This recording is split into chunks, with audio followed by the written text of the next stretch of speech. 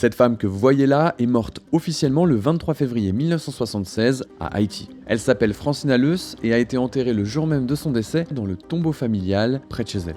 L'histoire aurait dû s'arrêter là, mais voilà que l'impensable se produit. 3 ans après l'enterrement, une amie retrouve Francina bien vivante. Elle est très amaigrie, ne parle plus et présente de graves troubles psychiatriques. Mais pour la famille, il n'y a aucun doute, cette femme est bien Francina.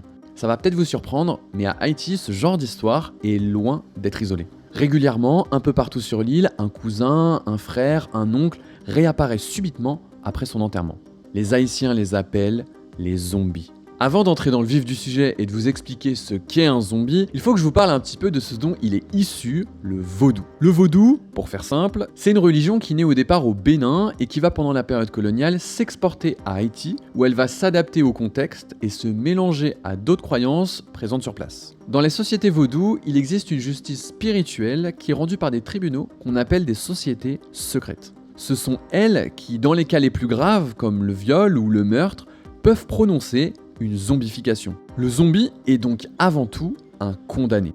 Après son jugement, le condamné n'a aucune idée ni quand, ni par qui, ni comment il sera zombifié. Des indices seront laissés sur le pas de sa porte, comme par exemple des pattes de poulet, pour lui indiquer sa sentence prochaine, mais aussi et surtout créer chez lui un choc psychologique qui va le conditionner à la zombification. Et c'est plus tard que les bokors, les sorciers vaudous, vont droguer le condamné. Ils vont déposer un poison irritant sur les vêtements ou les chaussures de la victime qui va alors se gratter et faire pénétrer l'autre composé toxique très important, la tétrodotoxine, une puissante neurotoxine qui en quelques heures fait chuter le rythme cardiaque et la respiration. La victime a les yeux grands ouverts, elle voit tout, entend tout, comprend tout, mais ne peut ni bouger ni interagir alors qu'autour d'elle, on pense qu'elle est morte. Le jour même, des funérailles sont organisées et la personne est enterrée vivante. Une fois la nuit tombée, à l'abri des regards, le bokor, aidé de ses assistants qu'on appelle des loups-garous, viennent profaner la tombe. Ils brisent le cercueil et libèrent le zombie. Ni mort ni vivante, la personne est emmenée loin de chez elle, on la prive de sa conscience via des médicaments ou un régime sans sel qui va en fait créer un œdème cérébral et placer la personne dans un état de stupidité permanente. Elle est complètement égarée, n'a plus de capacité de raisonnement ni de libre arbitre et est condamnée à travailler dans un champ de canne à sucre, une rizière, une usine ou bien au service du bokor.